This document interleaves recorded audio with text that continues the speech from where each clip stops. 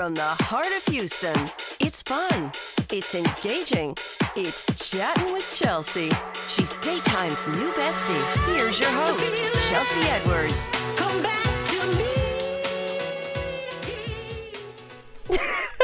Hey, besties. Thank you for joining me for another Chattin' with Chelsea. All right, from your favorite sport to your favorite watering hole, everything is being poured in pink, and that is because you know why. October is Breast Cancer Awareness Month, and you know, it's not like it used to be. It used to be women in their older years getting diagnosed, but now we're seeing a lot of women in their 40s, 30s, even their 20s getting diagnosed with breast cancer. So we want to raise some awareness on today's show. I had a little Chelsea chat for you myself. So earlier this year, I did a self-breast exam. We all know that we're supposed to do them. I finally got around to doing mine, and I found a lump. So I called my doctor, scheduled an appointment. He gave me his initial thoughts, but wanted to refer me to get my very first mammogram before I turned 40.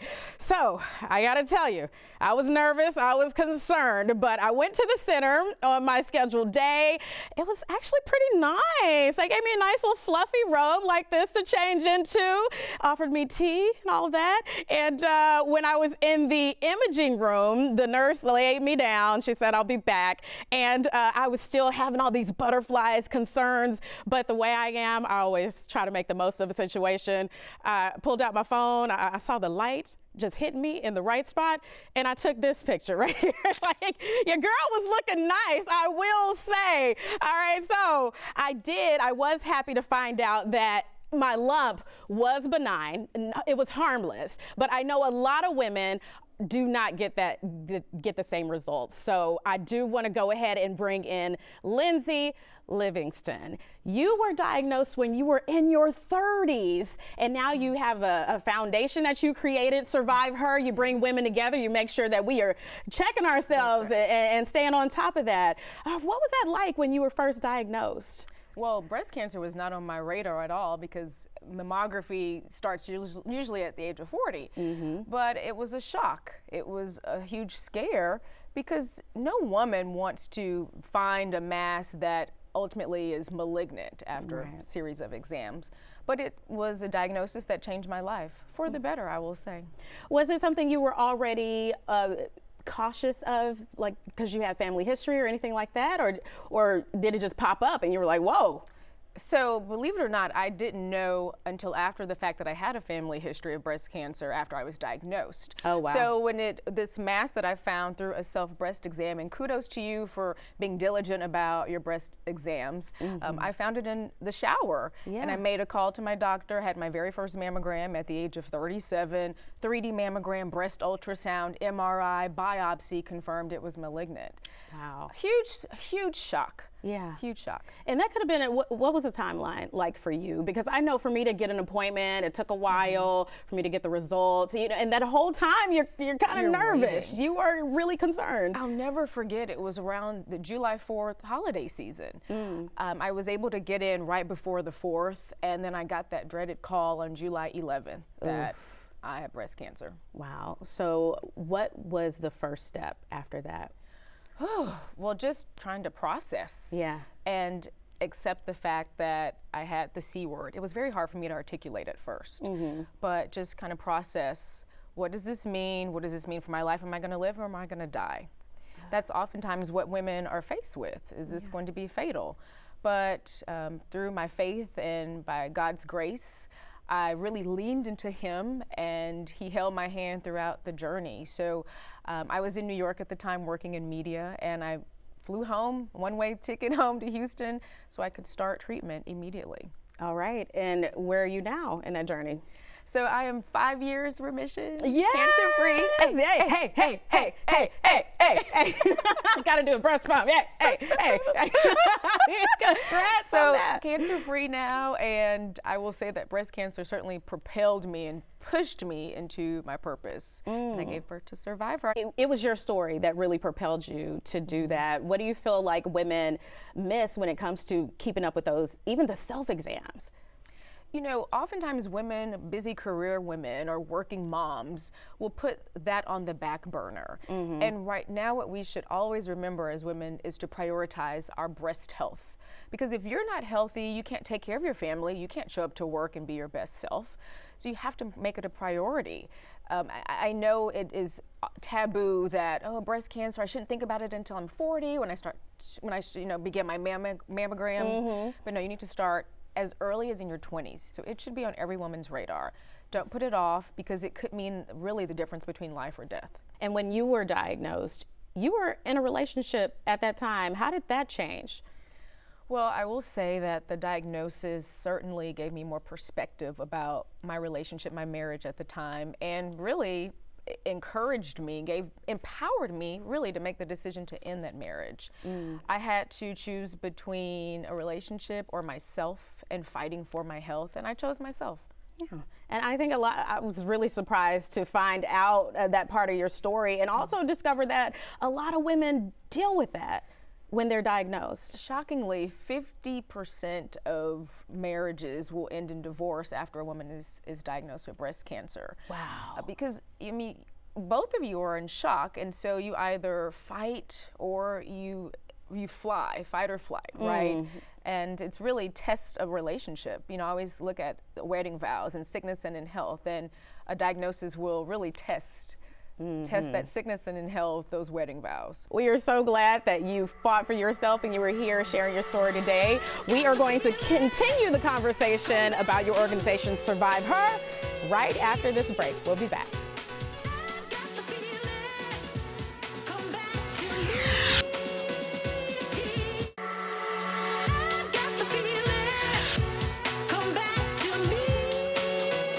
Back with my bosom buddy, Lindsay Livingston. Yes, we are bosom buddies. We have a dance. We do have a dance officially now. Awareness dance. So let's talk about your organization, SurvivHER. This was after you found out you were diagnosed in your 30s. How long did it take for you to want to really share your story? So after I conquered cancer and completed treatment in my surgeries, then I was empowered to share publicly. And so 18 months after my diagnosis is when I founded SurvivHER to inform, inspire, and empower women about breast cancer awareness and wellness beyond the month of October, because women are impacted every day, not just in the month of October, but women are diagnosed year-round. And so the work that we do, our programming is executed January through December. We support her, we impact her, and we offer wellness for her experiences.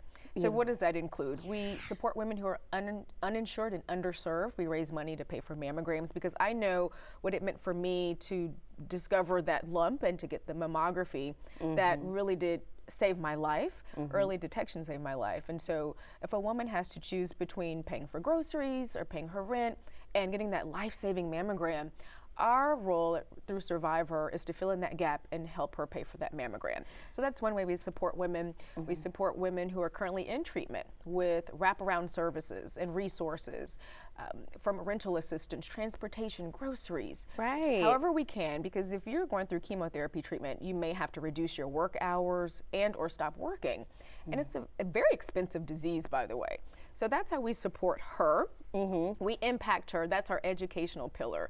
So we host brunches. You saw the video. Yes, we host breast cancer awareness brunches, but there's always, we interject an educational component. So we'll invite a breast surgeon, a clinician, to educate our attendees about signs and symptoms and risk. So we meet women where they are. We curate these really fun lifestyle experiences to educate. And then our Wellness for Her pillar is our fitness experience. Okay. So we're gonna have to invite you. We host Sweat with SurvivHER, Pose in Pink, which is our yoga fellowship, and we also host Spin for Her, spin classes. Okay. So we're super busy.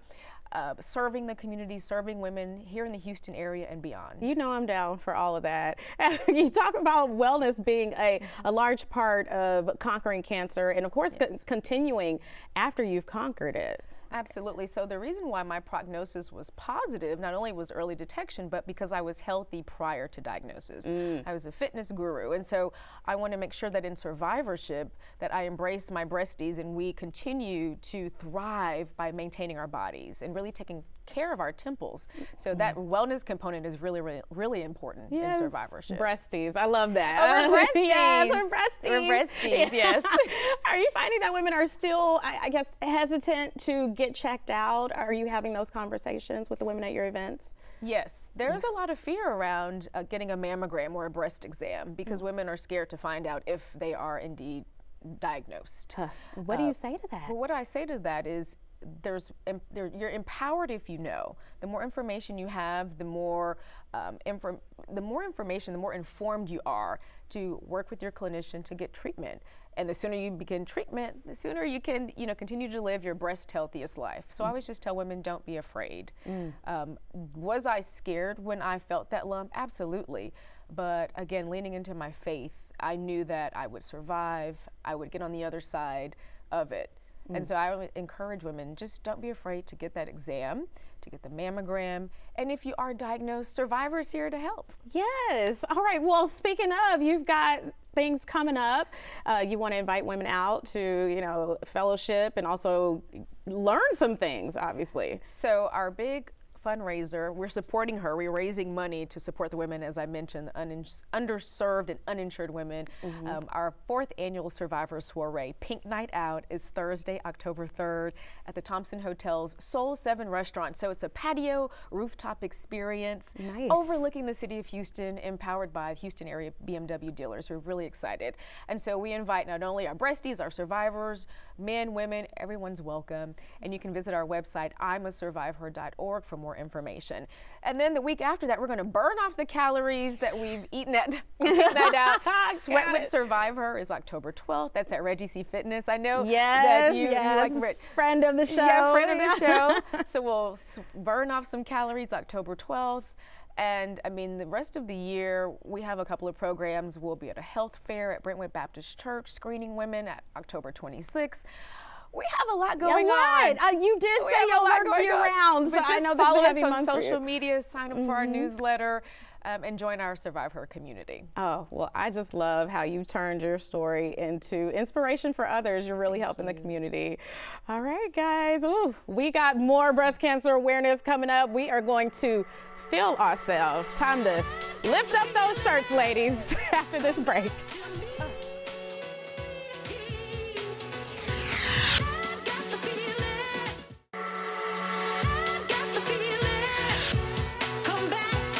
We love a pink outfit, but October being Breast Cancer Awareness Month, that's not what it's all about, right? It's about raising awareness, making sure that we are caring for ourselves. And we've got Dr. Claudia Cotes, the Chief of Imaging over at UT Health Houston, breast imaging. You've had your hands on a lot of boobies, I can say.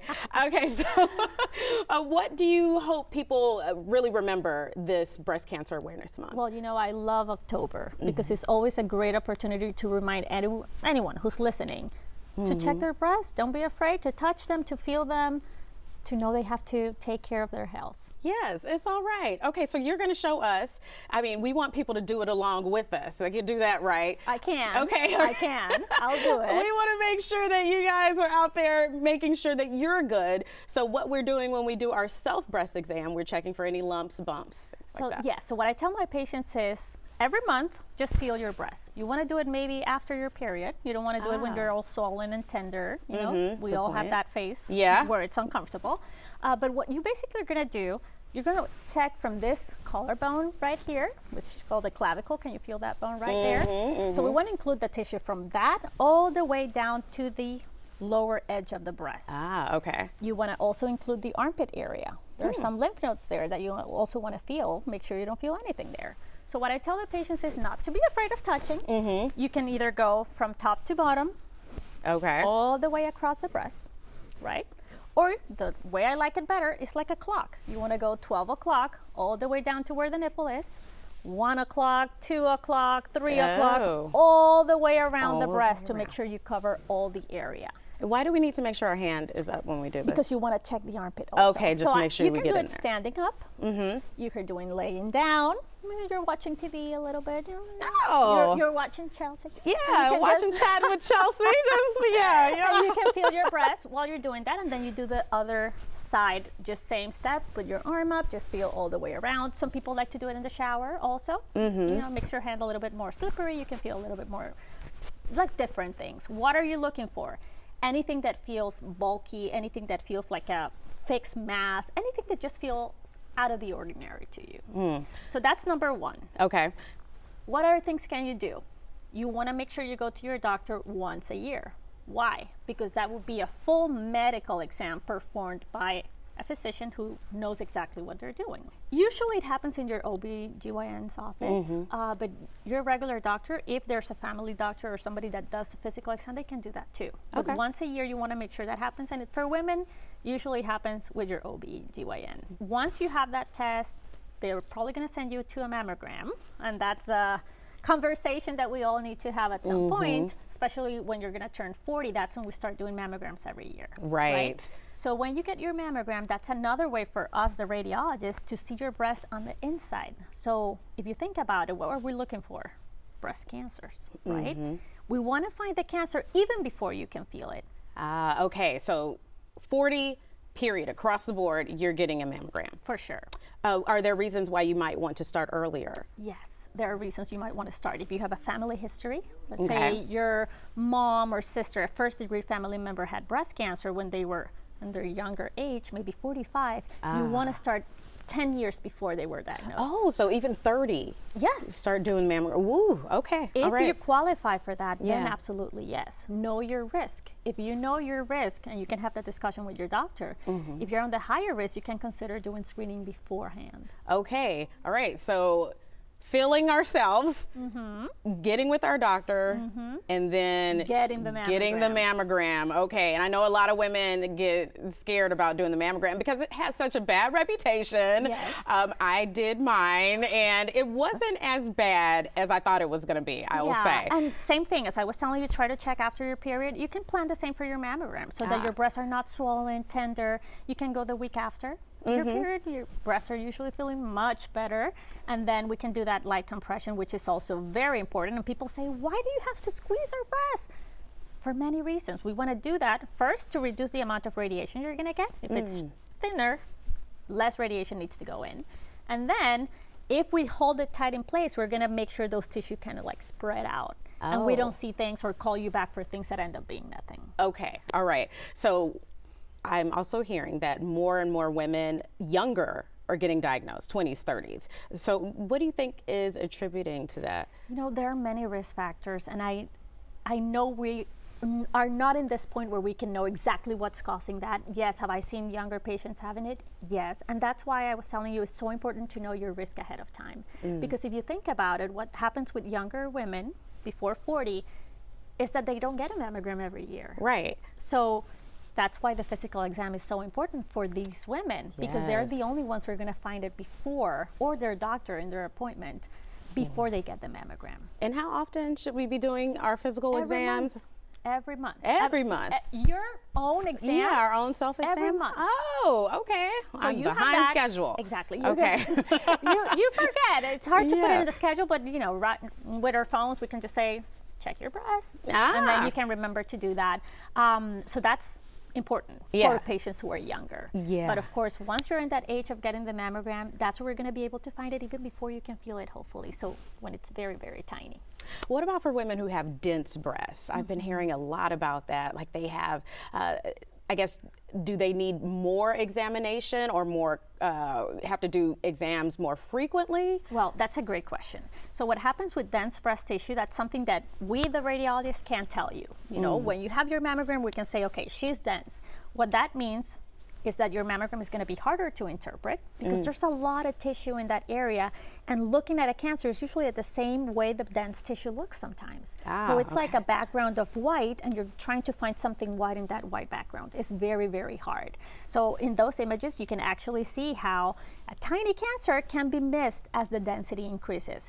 So when we tell you you have dense tissue, we're telling you the mammogram may not be as good as it would be for somebody that has, for example, fatty breast tissue.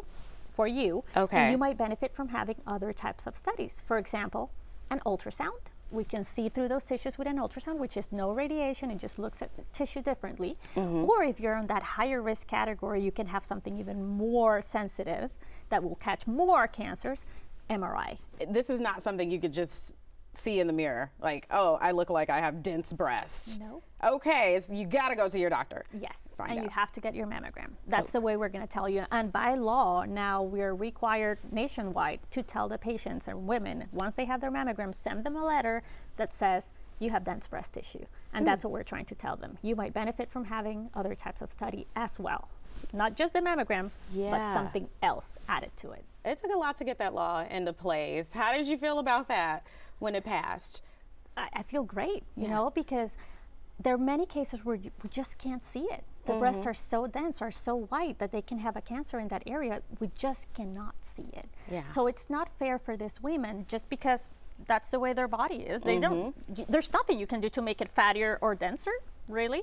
If that's the way you are, you deserve the same type of care and the same type of attention and more specialized tests for us to be able to detect their breast cancer. Okay, anything else women need to keep in mind this Breast Cancer Awareness Month? Well, right now, check your breast. Right now, right now, ladies, okay, get in there. Around. Exactly. And then remember, tell your friends and get the word around. All right, spread the word and spread the feels, right? Okay, we'll be back with the takeaway after this.